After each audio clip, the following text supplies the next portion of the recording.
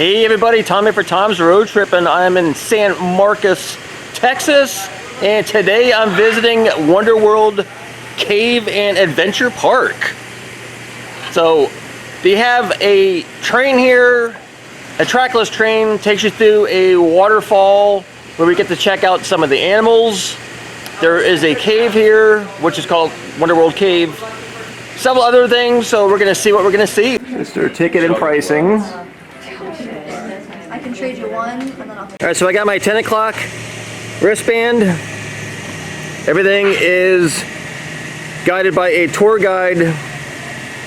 Takes roughly 2 hours to go through everything, according to their website. These are the vehicles that we take. I like this. I'd be caving. We just need to go over some safety rules for this train. When we are in motion, please no standing up. I don't want anyone to fall down and hurt themselves or hurt someone else. But it doesn't go that fast, so we shouldn't have to worry about that. Please keep all arms and legs inside the carts at all times. That just goes for any motor vehicle. The third thing is going to be the animals do get kind of close to the train, so we're not going to feed those animals when we are in motion because we don't want their legs to get caught up underneath the train. So the animals that are going to be coming up to the carts mostly are going to be our deer and our ram. The best way to feed those guys is you're going to empty that food into your hand, offer your hand to the animal. They'll eat directly out of your hand. The third animal is going to be our emu. The emu is the second largest flightless bird, only following the ostrich. They can be a little intimidating with those very large beaks, but they're very, very sweet animals. So the best way y'all are going to feed them is you're going to hold on to that bag nice and tight, because they will try to grab the bag, rip it open, and spill all y'all's food out. Or they'll try to grab the bag and throw it over their shoulder so all the other animals can eat that food. So you're going to hold on to it nice and tight, open it up nice and wide so that large beak can get in. And if they become too intimidating, these great platforms right there at the front and the back of the train are going to be the perfect height that the emu can lean over with those long necks, but the deer can't get their heads through those gates. If you are feeling brave enough, you can feed them by hand. You're just going to keep your hand entirely flat so they don't get any skin when they go into that feed. The only animal that we ask that y'all do not feed by hand today is going to be Louise, our Jerusalem donkey, and Piggy Smalls, which is going to be our pot-bellied pig. They have bigger mouths, so they tend to nibble on people's fingers, and we don't want that to happen, so we'll just pour that food out onto the ground for them. Alright, so I got 2 bags of feed. This is $3.50. Alright, so this is the vehicle. We're on this one. We're going to get started in a moment.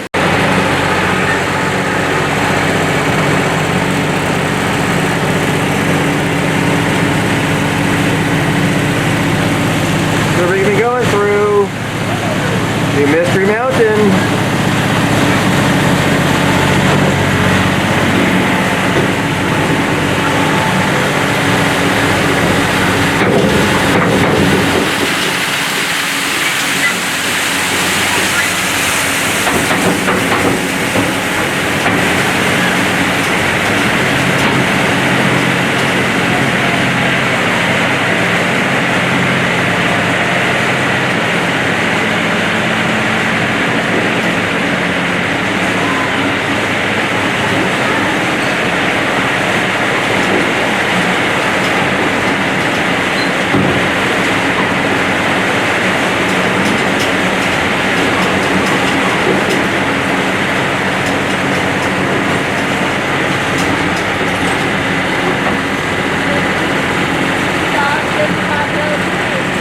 The peacock, all the feathers all fluffed out. See some turkeys, emus. Here's the deer. Oh yeah, the deer's like, ooh, food. I'm a coming, people.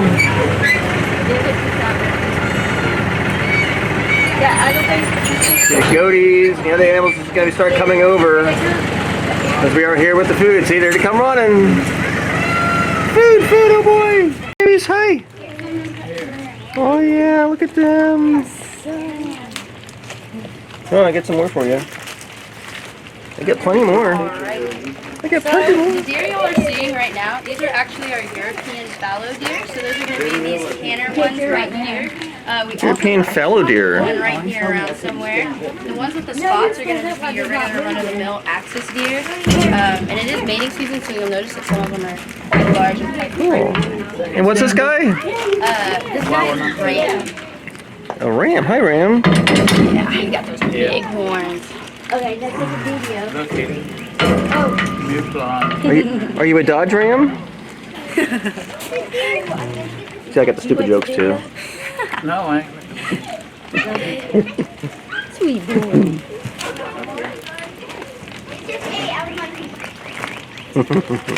Ooh. No. I'm gonna try and eat them all. Hey.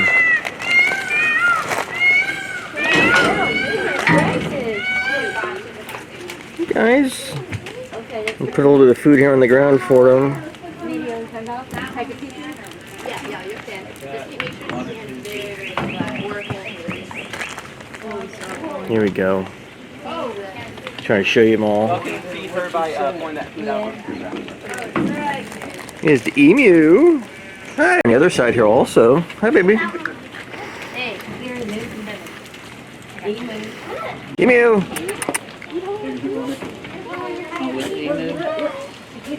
Where's a, would you say that's chocolate deer?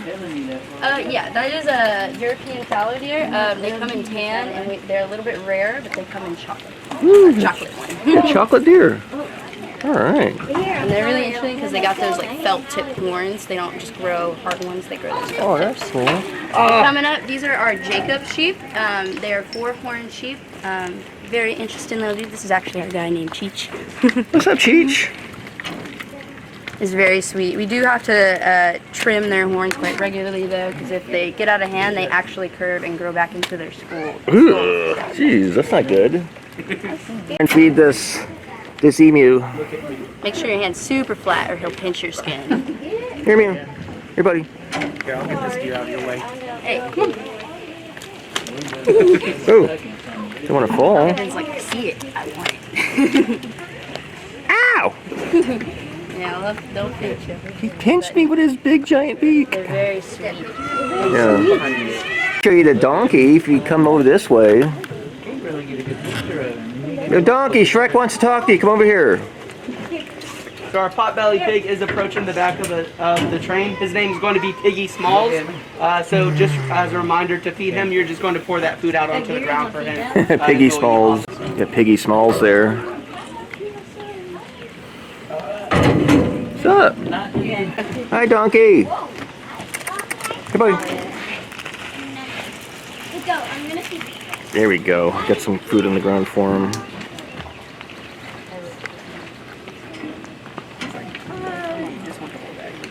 This is so cool seeing all these deer up close. I didn't.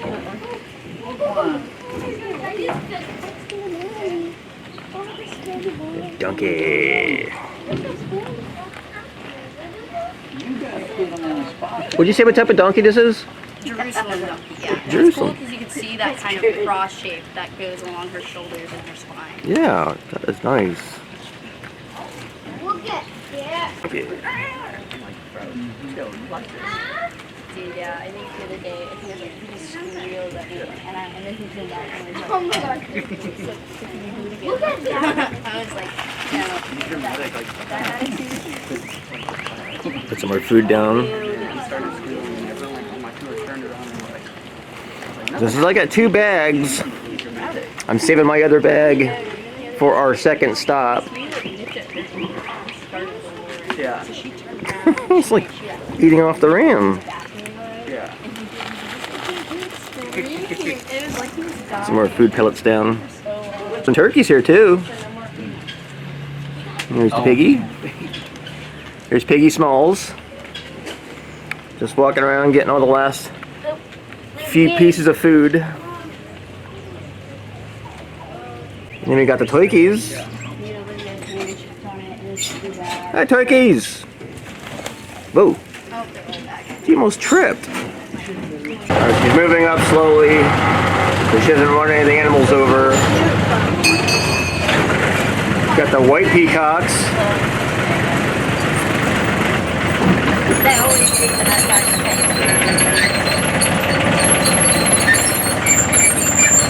snow white peafowl, subspecies of the peacock.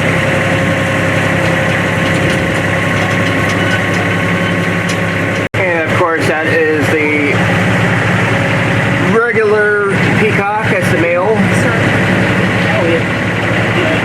Grab this guy.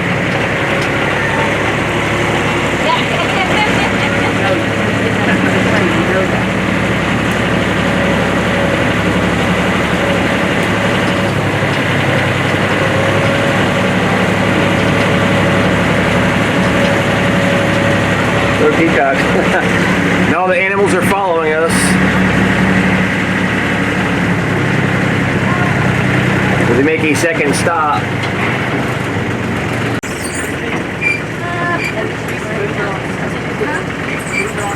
They're all following us to the second spot. Now all the animals are fed a regular diet. You don't just rely on the food pellets that the visitors hand out.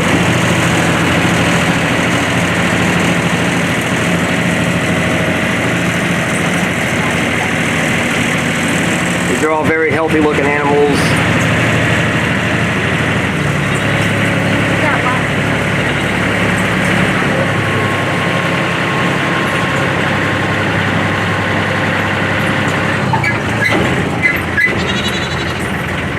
Some more goaty goats. And a couple kids in there too. Kids being baby goat. It's going to be our second stop.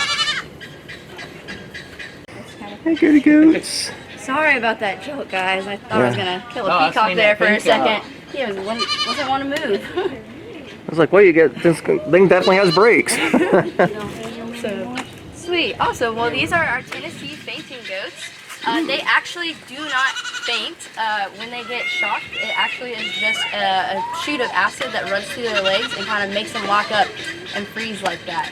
And then these longhorned deer that y'all are seeing, these are called oryx. I think that's actually our female. You're trying to beat her up in there. Is it a boryx? Oryx. Yeah. Oh, oryx. Is that Okay. gonna be the end? I'm sorry? Is that gonna be the end? Rabbit goat? A donkey. It's like a feed all. Yeah. They said most of the animals followed us over. It's the same donkey and goaty goats. So that's like their snack for the day, and then I want to feed some more deer. Easy, deer, easy. Give her. All right, threw some into She'll like bite. the fainting goat habitat for the kids. Yeah, I kind of hold like the very like bottom like super carefully and kind of like so she doesn't catch me. Would this be called a billy goat right here? so this is actually our alpha goat. Alpha So goat. he's going to be the father to all these baby goats. Wow, this guy's been busy.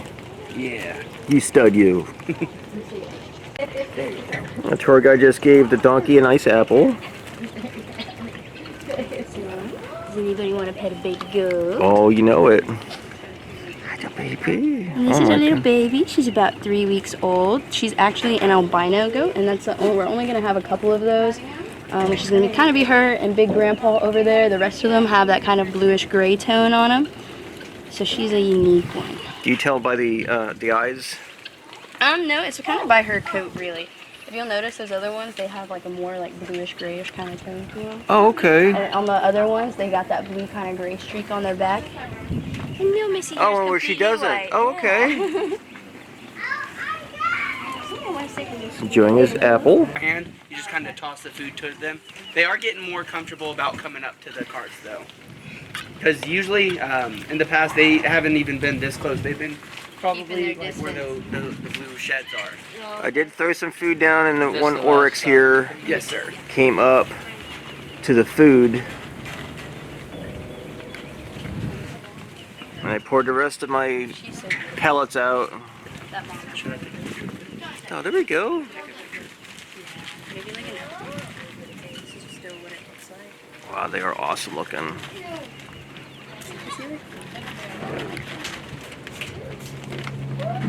Louisa.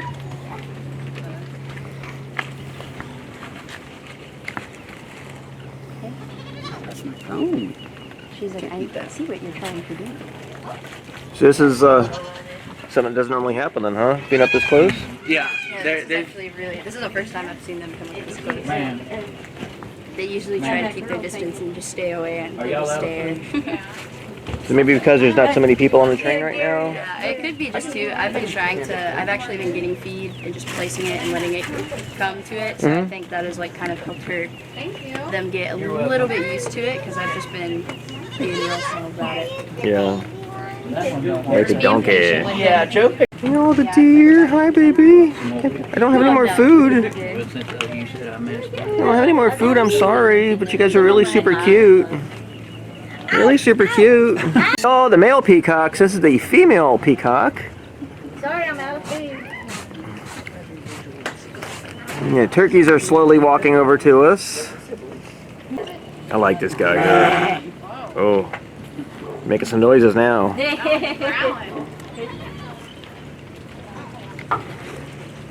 So everyone is out of food now. Hi, sweetie. Where did he go? Oh, there he is. Where is he? Is that him? Some more of the lady peafowl. We're good. Good. Yeah. I just had to check under too. And it is a Rio Grande turkey. It's the only animal in this area that is native to Texas.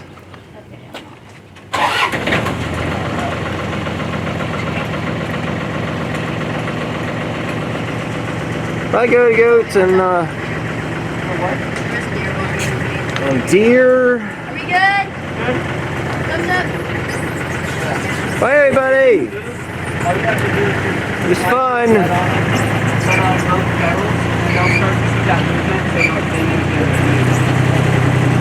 See, all the deer have plenty of other foods to eat.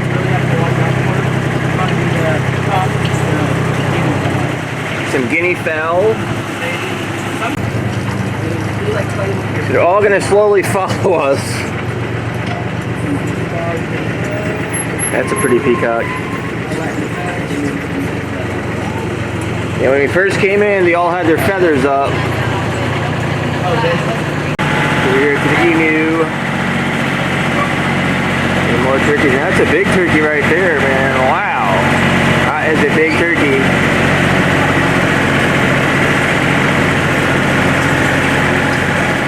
Alright, so we're heading out of the cave. The exact same way as we came in.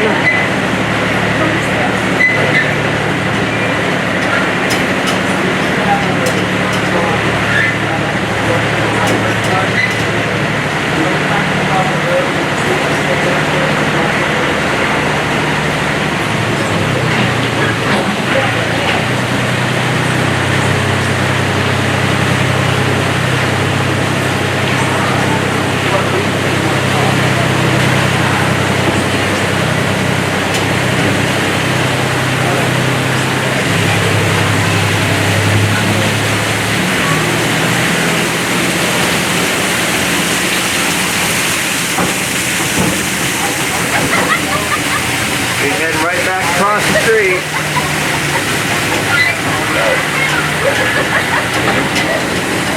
The big observation tower will be going up in.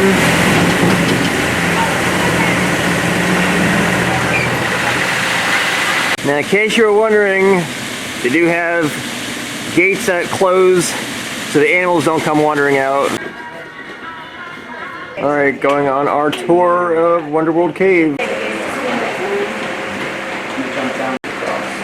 Going down here momentarily. Alright folks, how we doing this morning? Alright, that's good. That's the energy I like to hear. I'm not too important, but I'm here to introduce you guys to some people who are very important. I'm sure you guys met them already on the train. Your tour guide today will be Dalton, and he is accompanied by Joe. Give him a round of applause. Woo! Yay! Alright guys, I'm going to be the bad guy today. I'm going to talk about some do's and don'ts of our cave. We'll go ahead and start with the don'ts, get those out of the way. First and foremost, there is going to be some cave graffiti on the wall. Back in the day that was cool, but today it is now a federal offense. Do not add to it or else they will have to break out their handcuffs, lock you up, and take you down to the jail. So that's not very cool. It's not a good jail story. I recommend not doing that. Another don't, guys, we do not want to run. We do not want to kick and scream. We don't want to roughhouse with our brother, sister, wife, husband, none of that. We're going to walk nice and slow. They'll make sure that everyone's going to be safe down there. Another note, guys, there is no tobacco use in our cave, so no smoking, no vaping, nothing like that. Just wait till you get up to the top. And last note, there is no trash cans or restrooms down in the cave, guys. So anything you take down there, you need to come back up with. That's going to be masks, wristbands, wives, spouses, husbands, kids, anything like that, guys. We don't want them if you don't want them. I'm telling you that. All right, guys, on to the dudes. So we are a dry form cave. That means you're more than welcome to pick up any of the rock formations that are on the floor if they're loose, touch any of the walls. Just make sure if you do pick it up, you put it back right where you found it so the other people have that same wonderful cave experience. You're also welcome to take flash photography, guys. It's going to be amazing. Last dude, the most important dude of the day is we are in the service industry as tour guides. As waiters go from table to table, us tour guides go from tour to tour. So if you think Dalton and Joe did a great job today on your tour, you're more than welcome to hand them a cash tip at the end of the tour, or if you want, you can leave your credit card tip at the front desk. Alright guys, your main important resource today is going to be your tour guides as well as these silver handrails, so just make sure you're holding onto these tight.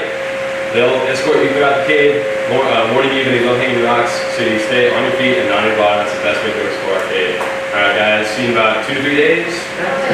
Alright. Alright guys, how are y'all feeling today? Are y'all feeling good? Oh, yeah. Wonderful?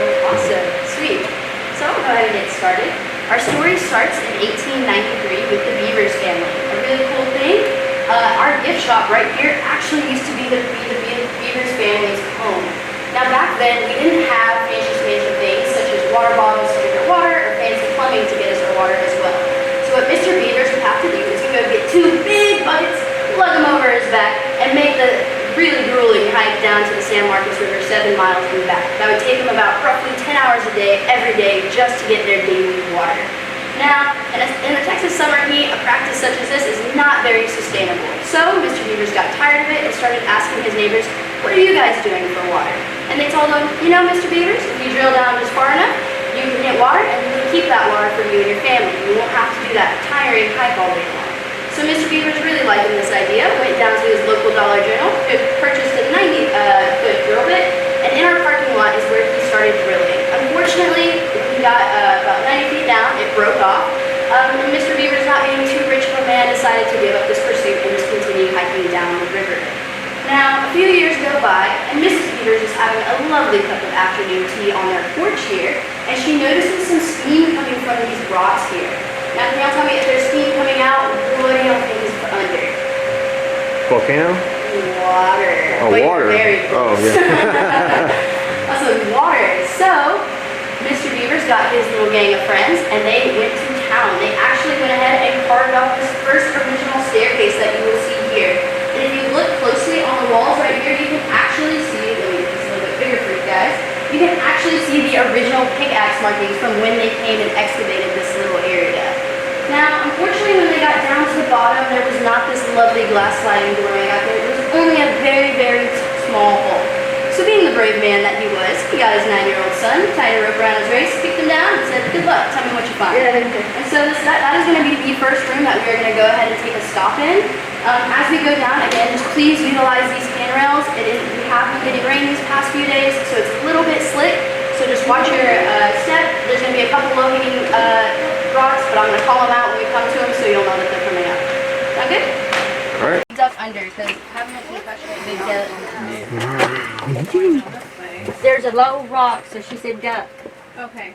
All right, that low rock's going to be right here. Put your head off to the right-hand side. All right. Yeah, Quack. here's a low rock. Quack. There we go, my duck. Gotta make sure everybody quacks. That's everybody to duck. I was telling her I got stupid jokes also, yeah.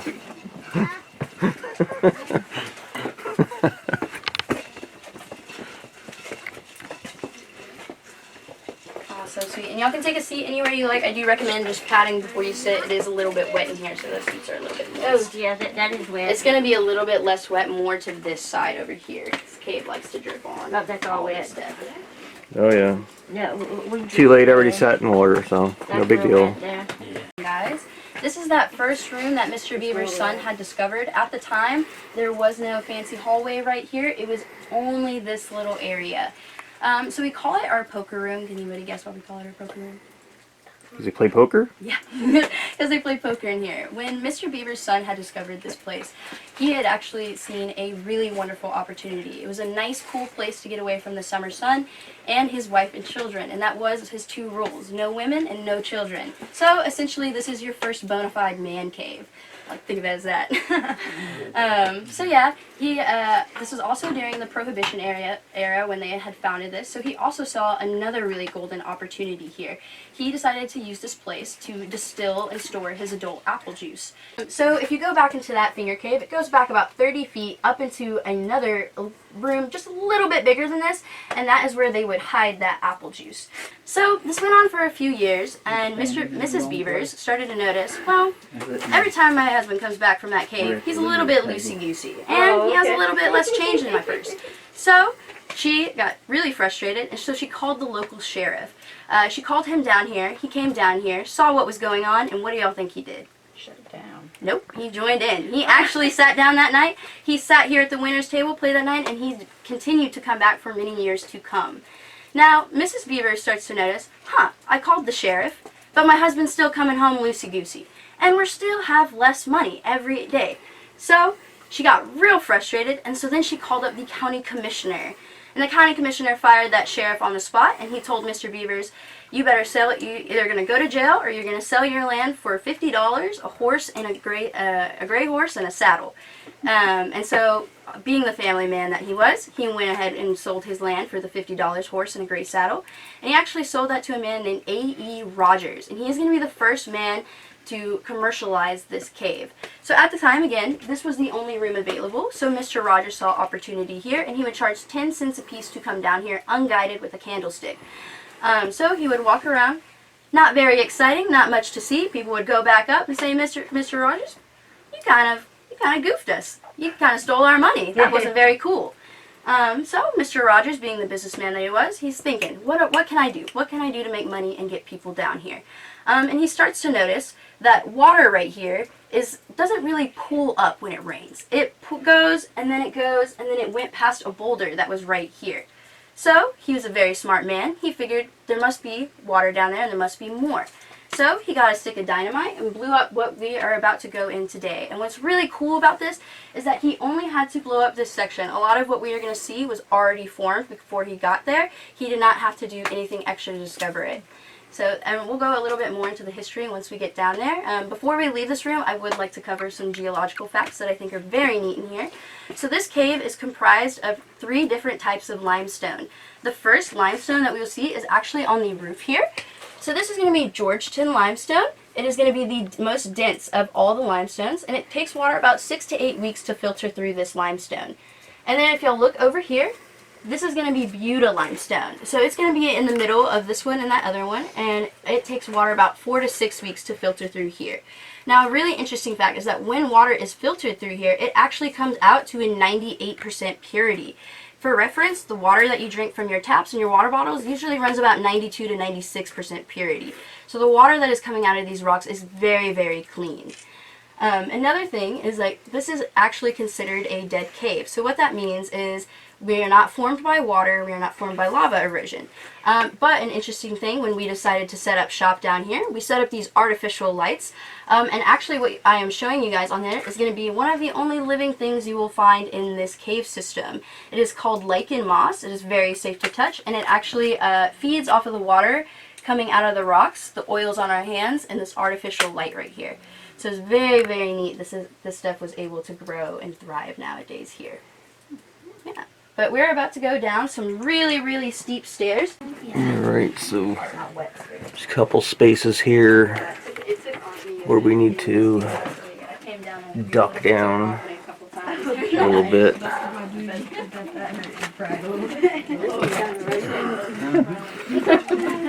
Because these are not your average steps That's a big step. that you would see in a house. Okay, let me put this up. I don't know about this step right here. Gary, you want me to hold your drink? You not feel still? Not unless I'm by myself. She made it. Is it real? It's a slip. Crap. Wow, Are you okay? yeah. Yeah, I slid a little bit. Oh, it's really nice. Oh, it's wet. Oh. I didn't realize there was one extra step. It's dark, I didn't see the last step, and I slid a little bit.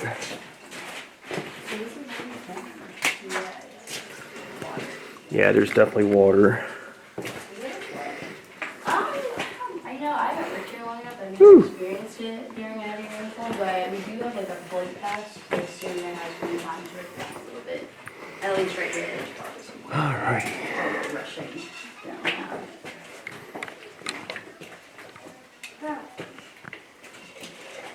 This is quite cool. Yeah, I live there from Victoria, but they did not babysit. I'm hanging out with Fully and. Yeah, I feel it cooling down. Okay, done. Babysitting, but we're not gonna call it that. Are you a student at Texas State? I was up until all this COVID craziness. I've just been kind of taking the year off, waiting for things to get more back to normal. Yeah. Feels so nice down A here. year to take off. It was this year, so. Yeah. Nice little day. Yes, so excited. Welcome, guys. So welcome to our grand hallway. I like to call it that because it's shaped like a hallway, and I like to think it's quite grand. So now I'm going to focus our attention up to the ceiling here. We're going to look at this huge crack. Does anybody have an idea of what that is? Yeah. Alright, I feel like somebody's telepathically sending me the answer. It is actually the Balcones fault line. So this fault line actually goes all the way into southern Oklahoma, all the way back through Texas to the northern tip of Mexico. It is the largest fault line on this continent, so to be able to be standing in between it is a very, very special experience. So I want to go into a little bit how this cave was formed. So 35 million years ago, there was a huge earthquake, and that huge earthquake ripped these walls apart, and if you'll focus up again, and these huge rocks right here decided to fall and keep this cave wedged open. So that is why it is technically called a dead cave. That is why we can touch things around me, because it was not formed by water. Those wet caves are formed by water and lava erosion, and they are alive. So usually when you do touch those stalagmite and stalactite pictures, the oils on your hand actually stunt their growth and begin to kill them. They are very, very sensitive, and we do not have that here because it was formed by an earthquake. And really cool example of this is if y'all want to also take a look up at these walls here, you can see that it goes in and out and then back in. And then if we go and look at this one, it's going to go out, well in, and then out, and then in, and then out again. So if I were to all of a sudden get superhuman strength and shove these walls together, they would fit together like the cutest puzzle piece you've ever seen. Another really good example of this is our cave oven mitt. And then if y'all look on the other side, we have our cave oven. Pretty neat. We have some really cool pizza parties down here sometimes. So that's a little bit on the geological factors down here. I want to go back into a little bit more into the history part. So as I was saying earlier, Mr. Rogers was a little bit of a businessman. So he had blown up that area over here, revealing all this that we are about to go through. And so he was thinking, you know, my 10-cent thing didn't really work too much. I still really want to get a buck out of this place. What can I do? So he starts looking at these walls here, looking at these walls, thinking what he can sell. And this is when he came across his petrified sweet potato patch. Awesome, and now who really thinks those are sweet potatoes? No, these are actually chert nodules. What these are actually premature flint.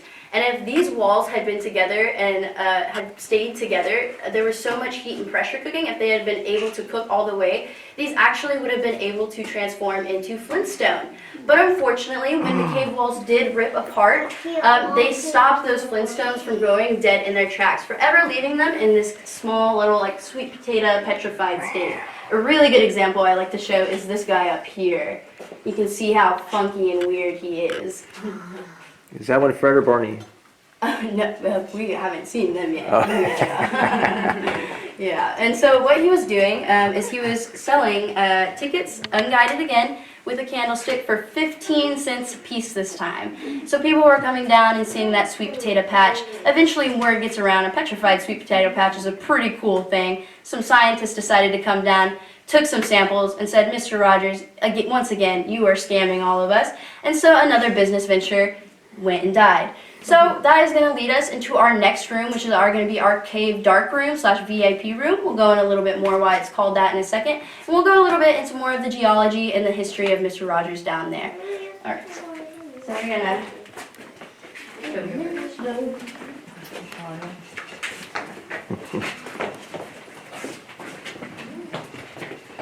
Awesome. And there's going to be a low-hanging doorway right here, so for you taller adults, just watch your noggin.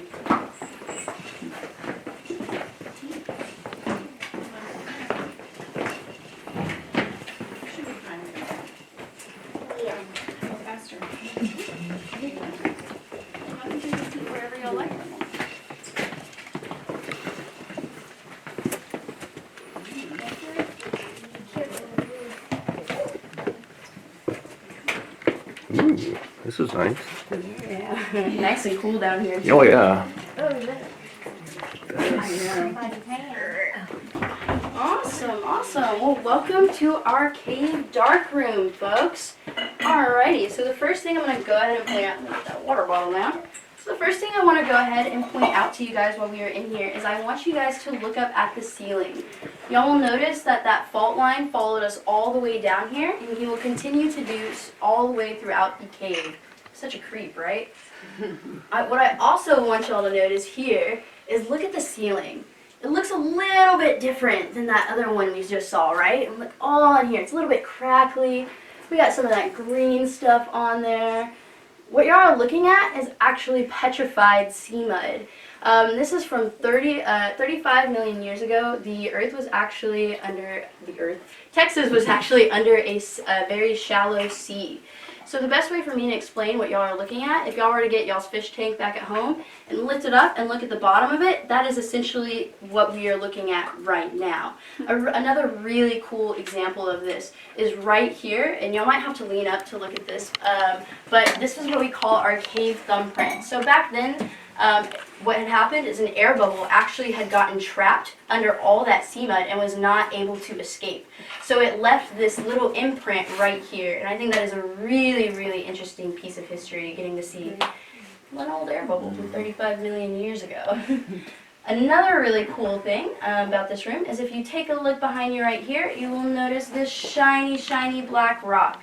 Now, as I was talking about before with those chert nodules, if they had been able to cook in all that heat and pressure for a longer amount of time, they would eventually turn into this flintstone. And it will actually go all the way around, all the way on this side as well. Now, did any of y'all watch the Flintstones growing up? Mm-hmm. All right, what town did they live in? Bedrock, yeah. So they're actually trying to teach you something there. Flintstone does indeed live in bedrock. This is the only way it can be formed. So another really cool example of this I'm going to show y'all over there is our cave PB&J sandwich. You can see how that Flintstone just sits right in the middle of that bedrock, which is very, very cool. Another really interesting mineral deposit in this room is going to be this gypsum that y'all see on the wall. It's this white powdery substance right here. It's going to go all along the walls behind y'all, and there's a little bit of smaller deposits on this wall behind you guys as well. Now, the cool thing about gypsum is actually used in women's makeup to this day. It used to be used in toothpaste, but eventually they discontinued that because they saw as your teeth were getting whiter, they were getting smaller as well, because essentially you were brushing your teeth with rocks. Another interesting is actually the UK has not banned gypsum in their toothpaste, so if you ever are going over the pond, make sure to bring your own tube of American toothpaste, or you will be brushing your teeth essentially with rocks. Yeah, but y'all can go and y'all can touch it as well. It's very powdery, so it's very cool. Something cool also is like if you get this powder between both of your fingers and you rub it really fast for 15 minutes, it actually starts to glow in the dark. So I want everybody to go ahead and get some powder on their fingers. I'll get some as well. Give a nice good coating. Awesome, and when I count, we're going to count together, and we're going to rub our hands really, really fast and see if they start to glow in the dark, right? All right, ready?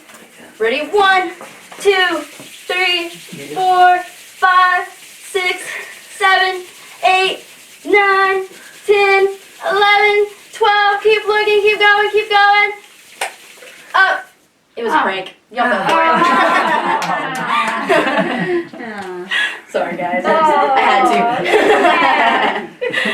Awesome, sweet. So that's a little bit on the geology part of this room, and now I want to go into a little bit of history. So again, as I said, Mr. Rogers is a little bit of a con man, really looking to get a buck wherever he could. So once that sweet potato patch fell through, he starts thinking again, what can I do to make some money? So this is a little bit during that big gold rush. That was a big fad, going and digging for jewels and stuff. So Mr. Rogers has this room down here, and he gets a kind of bright idea. You know, he's like, what if I start charging 25 cents a piece for people to come down here? They can mine what they want, and whatever they find, they can bring it back on up with them. Now, who of y'all thinks that there's gems or anything precious in this room? Yeah, nothing. But what Mr. Rogers would do to give off the impression that there was is that he would get his wife's Sunday jewelry, he would grind it up into a fine powder, and he would come and he would sprinkle it along these walls here. So that when you came down with your candle and you saw that glimmer, you thought, oh, I'm about to hit gold. And so I just want to ask, kiddos, are we feeling particularly brave?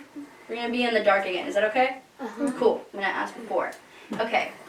So we're going to pretend that we bought that 25-cent ticket to come down here and come mining. And we're looking at the wall. Oh my goodness, I see a glimmer. Oh, but then a cave kiss comes and puts out my candle. And y'all can turn off those real quick. Awesome. And just call my name if I need to turn the light on. But that would put you in absolute darkness. And so absolute darkness such as this is only found in 4 places in the universe. It is found in dark cave systems like these where the sun cannot break through the rocks. It is found deep in the bottom of the ocean, way deep. That's where we get those really funky anglerfish and stuff like that. Way deep in the void of space where there is no sun or anything, deep in the void. And my ex-boyfriend's heart. Sweet. And I'm going to show y'all something cool here. Where's the... Oh, there it is. Awesome. I also want to redirect y'all's attention to the back of the room. These are actually our cave glowstones. So what's really cool about these stones is they have a mineral called calcite in them. And if you were to go up top, and if you were to set them in the sun for about 12 hours, they would glow in the dark for about 12 hours. Unfortunately, we don't really like to lug those up, back, and down every day. So we put this fancy black light back there, so when that is on, they will glow as long as that black light is on. And I will show you guys, these are not painted in any way, shape, or form. These glowstones actually only are naturally found in caves in Brazil and New Mexico. So a New Mexico cave so very generously donated these to us, but as you see, they are not painted anything funky. That is just their natural kind of makeup, which I think is very neat and very rare as well. What's beyond the... Beyond that, I believe it's just more like finger cave that goes back there, yeah. Got it. Alright, I'm going to turn the lights on for us real quick. We can get some pictures. You see how they're glowing. Yeah. I'll let you get your pictures around. I can't see anything. Sweet. So an interesting thing about absolute darkness also that I would like to share with you guys is that we were unfortunate enough to get stuck in absolute darkness. For that, if we were unfortunate enough to be stuck for a week, we would actually develop extreme vertigo. You would not be able to tell your left from your right, from your up from your down. If you were unfortunate enough to be stuck in here for 2 weeks, you would actually be growing a layer of skin over your eyes. Your body would be telling you, you haven't seen any light, you don't need these suckers.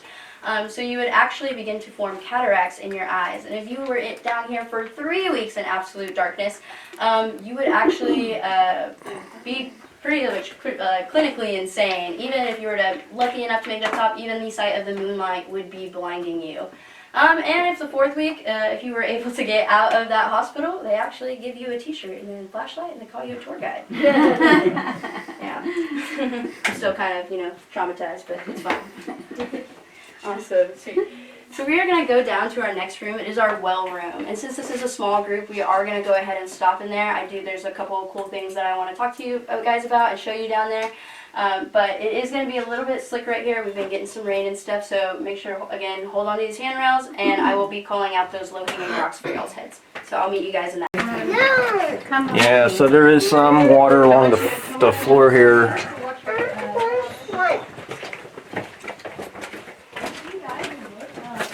Oh my god. Whoa. Yeah, I was slipping and sliding. Definitely do not need to fall and break my butt.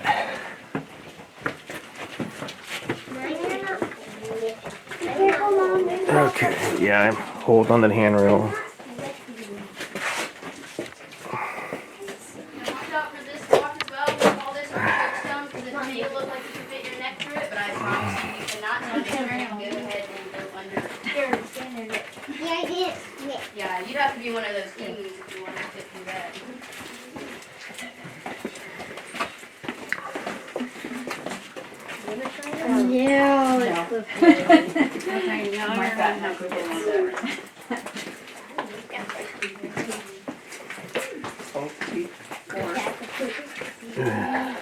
Very careful.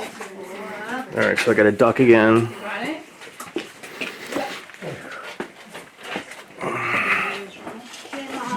Ooh. Welcome, guys. Well. Well. Yeah.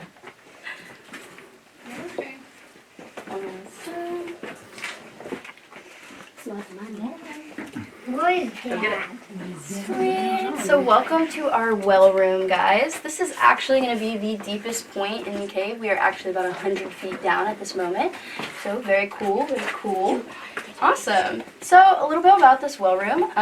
So what I'm going to show you guys, if I want you to lean, kiddos, be very careful when you lean over, but I want you to look at the reflection in the water really quick.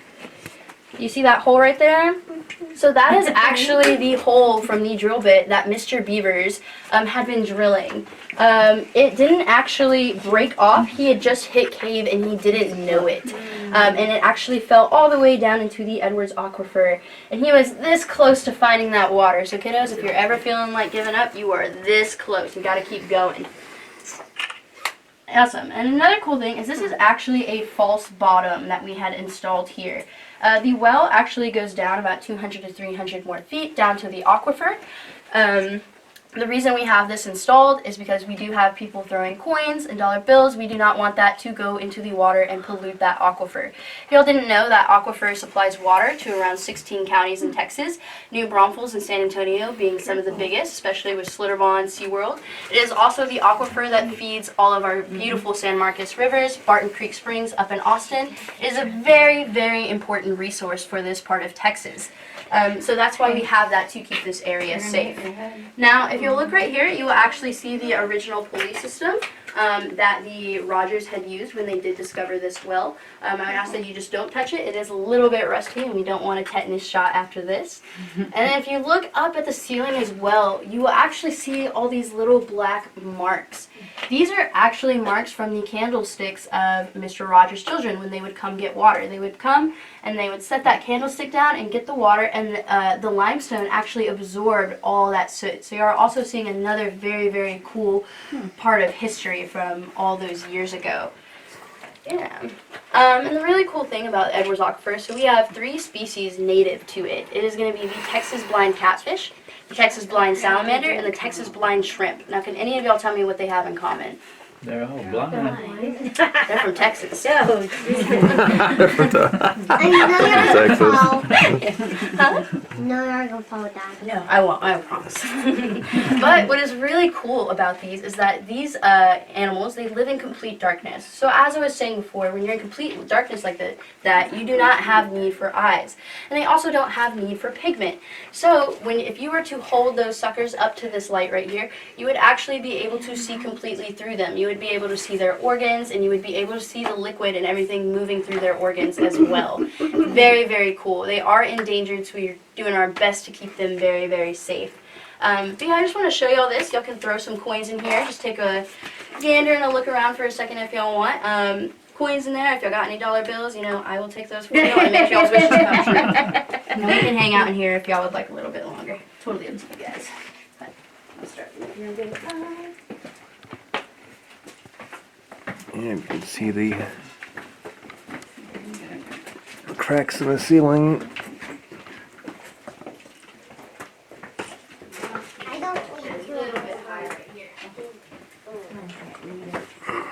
Or I can shine my flashlight on it for you. And I want you to go specifically to look up this rock. We call it the Rock of New Names.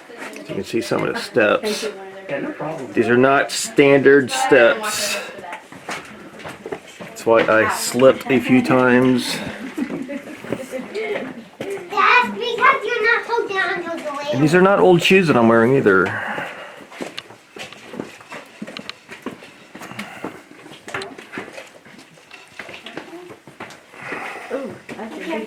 Watch y'all's heads on that top rock. Right here. It helps if you stay ducked until the left handrail ends. There you go. Watch y'all's heads. Watch your head, ma'am. Right. It's going to sneak up on you, sir. Oh yeah, I do see it. Thank you.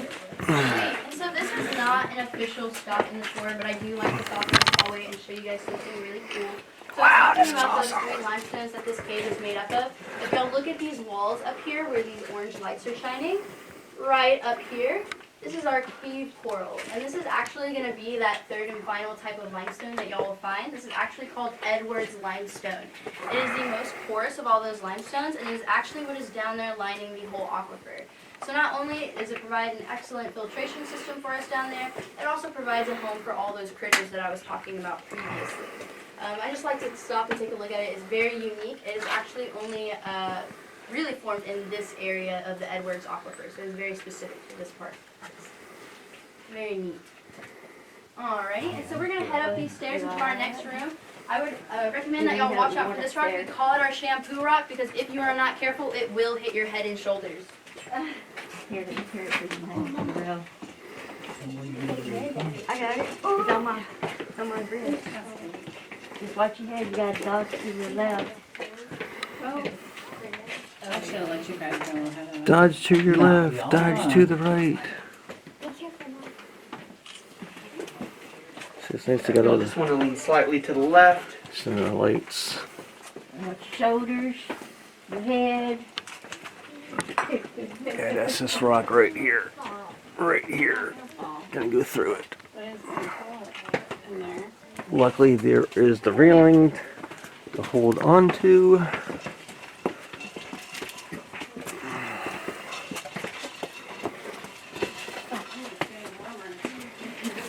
Yeah, we're getting back close to that top part.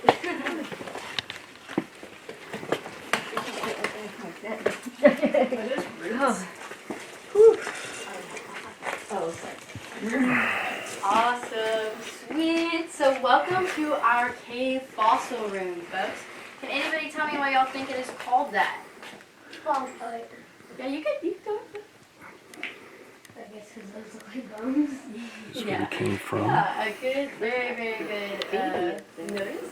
If y'all look at the ceiling here, y'all will actually see all these little squigglies. What all these are actually trace fossils.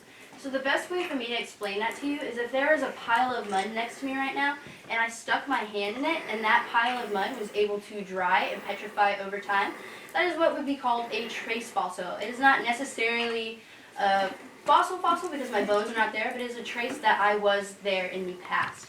So that is what these all are up here. Now, with all these trace fossils, we were thinking back in the 70s, well, there's all these trace fossils, but we must have actual fossils. So we decided to hire a paleontologist. She went up, we built her this beautiful staircase that y'all see behind you guys, and she went up here and she took a couple of samples, and what do you guys think she found? Nothing, no, she found nothing. So she decided to go and mosey on over here and take a couple out from the tunnels over here, and what do y'all think she found over there? Nothing. Yep, still nothing. So she got her rock climbing gear, and then she decided to mosey on over here. Now she did some digging for a couple of weeks, and what do y'all think she found? Nothing? A lot more nothing, yeah. So we fired her. She was really bad at her job, and with that money to save from firing her, we went to our local Dollar General for the last time in this cave, got a stick of dynamite, and blew up what we see as our ancient elevator shaft. But cool thing is when we did that, we discovered our fossils. So this guy right here Oh, and I totally forgot to mention, these are actually made by ancient rhodiscus sea clams, a very unique thing to be passed. And if you look up here, we actually see our one guy, Bert, and his half-brother, Ernie. Now, we don't call him his half-brother because they are related. It is because in that blast, we blew half of Ernie to bits. And with that knowledge, we went through that rubble. We found those pieces of Ernie, and we sent him to UT to be carbon dated. But the thing is that these guys were so old that they didn't have any carbon left in them to date. And for you kiddos that don't know, this is a very big thing. Carbon has an extremely long half-life. So we did something that was a little bit more experimental. We decided to get it radiometric argon dated. See some of the And graffiti. when we did that, we found out that these suckers were about 65 million years old. So before this cave was even formed, these guys were swimming up there having a wonderful time.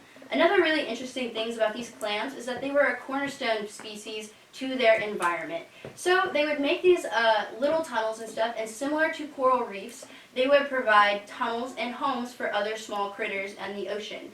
So without these clams, a lot of those critters would have not been able to survive. And that's really that. Awesome. And another really cool thing over here is if y'all want to take a gander at our little mouse, we actually also have some naturally forming geodes right here. So if y'all kiddos don't know, what a geode is a rock that it has heat and pressure, and it actually forms crystals in it. And if there's even more heat and pressure, those crystals melt together and they form together to form a solid quartz stone. So I'm going to get a little bit under here so y'all can see what I'm showing you a little bit better. So this would be a geode right here. And then we have another one right there. And another one right there. And those are some also of the, and then if you look in this one right here, if you kiddos want to come look up right here, this light, y'all can see all those little crystals glowing in there. Y'all see those? Kinda, sorta. Yeah, it's really beautiful. Awesome. Sweet. So that's really it for this cave tour. Thank you guys so much for coming. If y'all have purchased the full ticket, we will be going up to the tower shortly. For safety reasons, we are going to take you with the family that you came with. So one of us will stay down with the group that is down here, and it should only take a couple of minutes or so. But if y'all want to go ahead and take pictures, the staircase is a beautiful place to take them. I can go ahead and get those for y'all, and then gotta make sure that y'all shine y'all's lights up there, and y'all can actually touch those fossils up there as well, which is a very unique experience.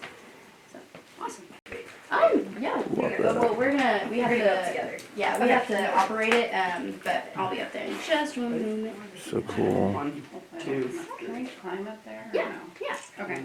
2, 3. Sweet. And I'm gonna do one with flash. Okay.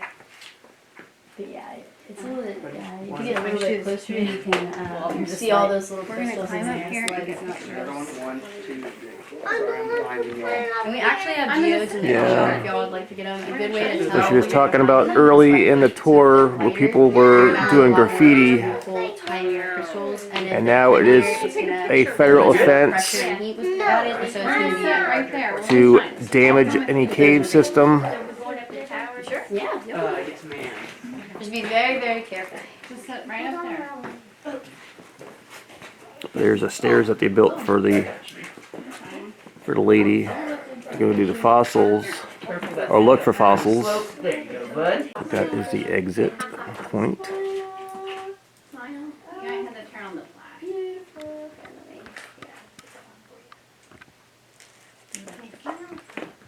Let's see where the two plates come together. Are you smiling? Yes. You want? Okay. You ready to get down? The thing around Ernie is going to be what their shell look like on the outside. So that's pretty cool to see what their shell look like. So I can get that first group to come up to the elevator. And if y'all give them a rub, they are 10 years. 10 years. I'm gonna do my first group. Whichever, if y'all are ready to go up. Oh, okay.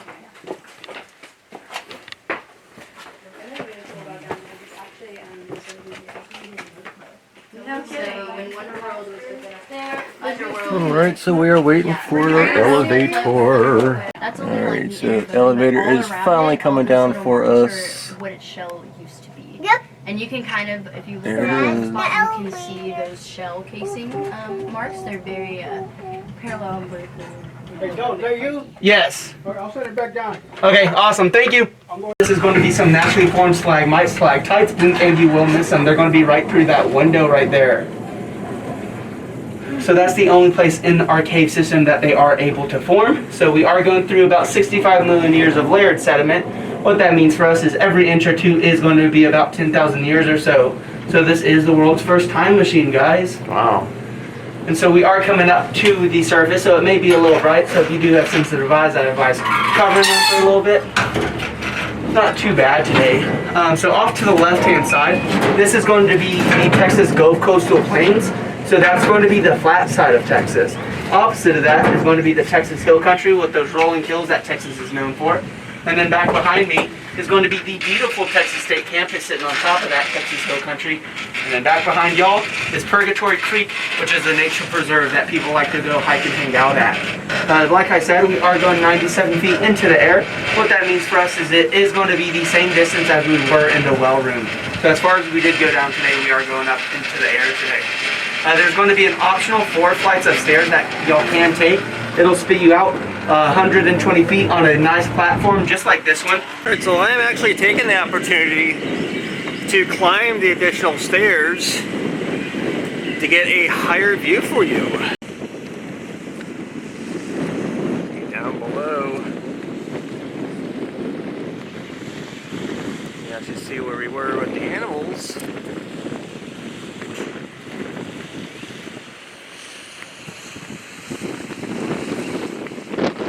I was a little nervous when I first got here because of the clouds there. It looked like it might rain, but luckily there is no rain for this area.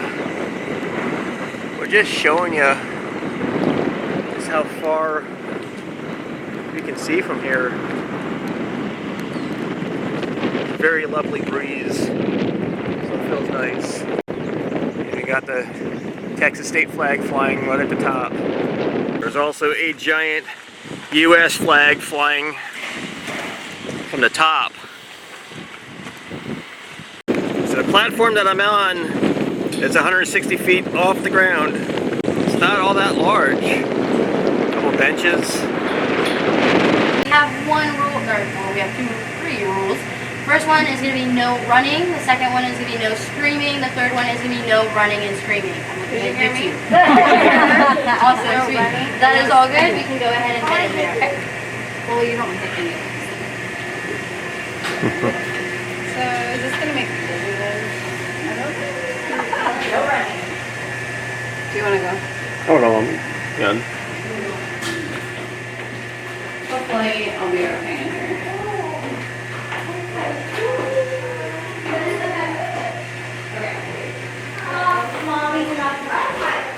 Alright. Anti-gravity. Oh, bye. Mom, look at me. Here, let's take a picture. Go in there. Look in here. Ooh. Hold on. Gravity. Makes look really wide. If it also becomes too overwhelming, this stone walkway that I'm standing on is going to be completely flat. Woo! Got double legs.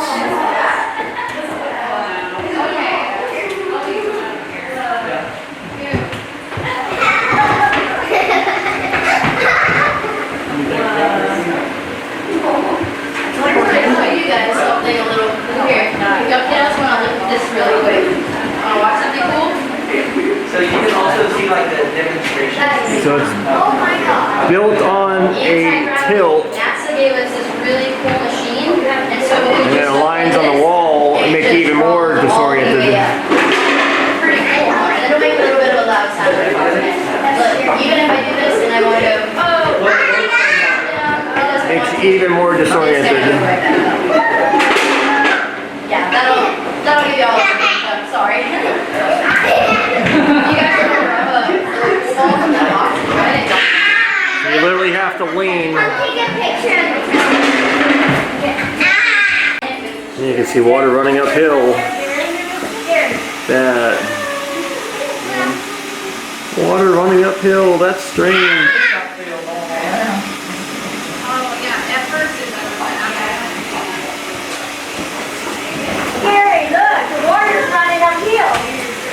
So I am actually on a platform similar to this. You can see this platform that I'm standing on and this smaller one is actual flat. So the house is built on an extreme slant. And to give you an idea, this air conditioning unit looks like it's completely tilted. Mine is blown. And you can see the vertical lines make it even more disorienting. This air conditioning unit is completely horizontal. So from the outside, you see all the fences are just built all tilted.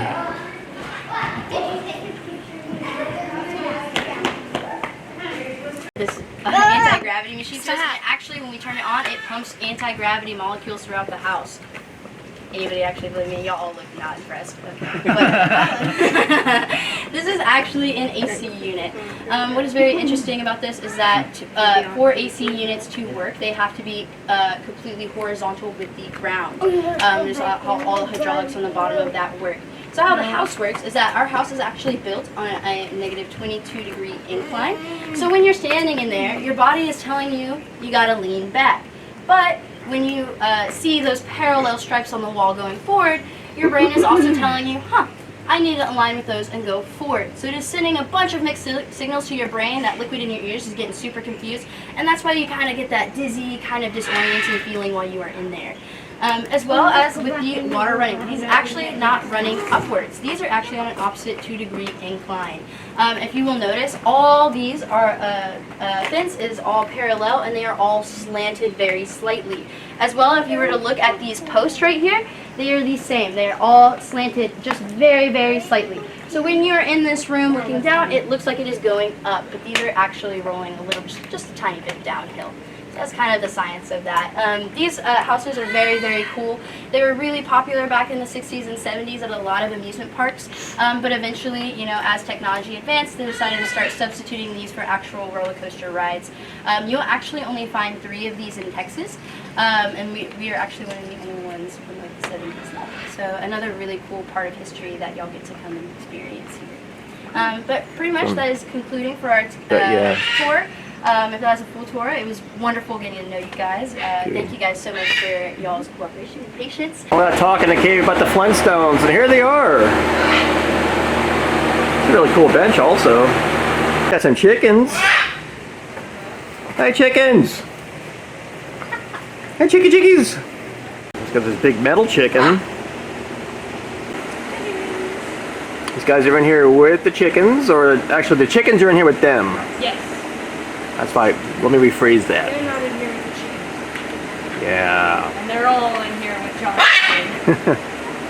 I didn't even see him. Oh yeah, he's the snazziest rock we have. This is an Aldabra tortoise.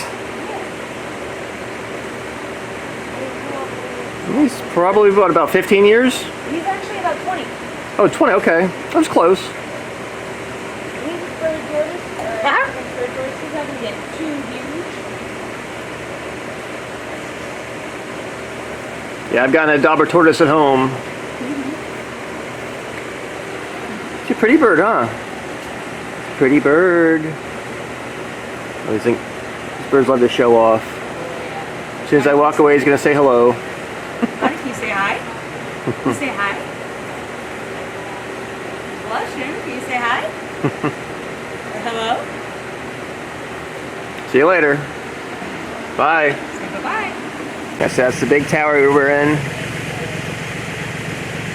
Alright everybody, that was my visit to Wonder World Cave and Adventure Park.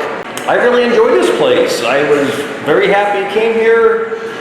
This was something that I've seen on other videos on YouTube. It looked really, really cool. I was going to be in this vicinity, and I thought it would be a fun addition to my channel. So leave me down some comments.